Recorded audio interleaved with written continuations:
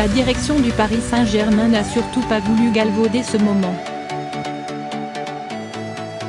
Cet événement devrait-on même dire.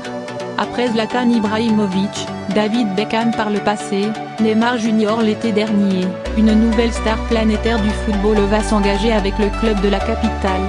Gianluigi Buffon, certes âgé de 40 ans, va signer son contrat de 2 ans, une année à laquelle s'ajoute une autre en option, vendredi après avoir, préalablement, passé la visite médicale. Depuis le week-end dernier, on savait que la signature du gardien italien, au 176 sélections, allait intervenir en cette fin de semaine, vendredi ou samedi, comme annoncé dans notre édition de lundi dernier. Mais la communication de ce renfort de choix a été décalée à lundi, compte tenu de la programmation des quarts de finale de la Coupe du Monde et notamment celui de la France vendredi après-midi. À coup sûr et quel que soit le résultat des Bleus, ce match allait éclipser l'arrivée de Buffon. Et ça, les dirigeants parisiens, très soucieux de leur communication et de l'image du club, n'en voulaient surtout pas. D'autant que l'ancien portier et capitaine de la Nationale n'est pas n'importe qui. Au-delà de son immense carrière, de son palmarès aussi épais qu'un bottin téléphonique, il jouit d'une aura mondiale et d'une excellente réputation. Ses prises de parole ou ses moindres faits et gestes, notamment via ses réseaux sociaux, sont très souvent salués et pris en exemple.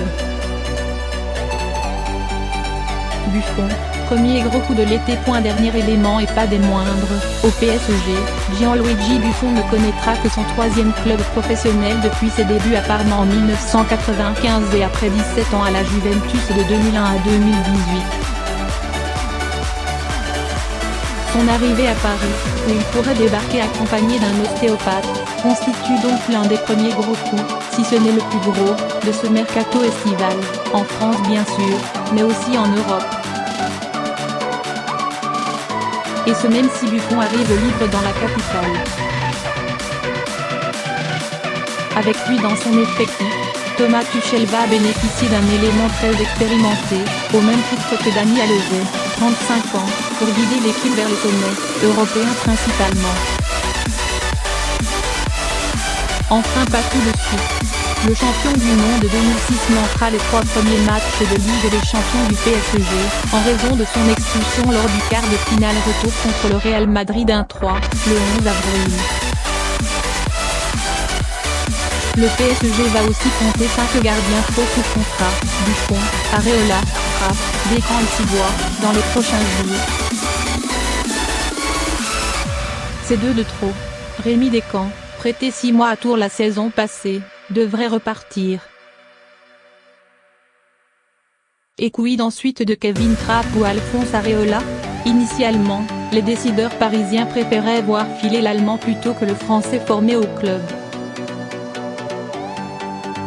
Aujourd'hui, la donne semble moins tranchée et ce même si Areola n'a pas encore demandé officiellement à partir. Trapp a lui, récemment, laissé entendre qu'il aimerait bien rester finalement au PSG. Attirer Buffon est une très belle prise mais ne sera pas sans conséquence.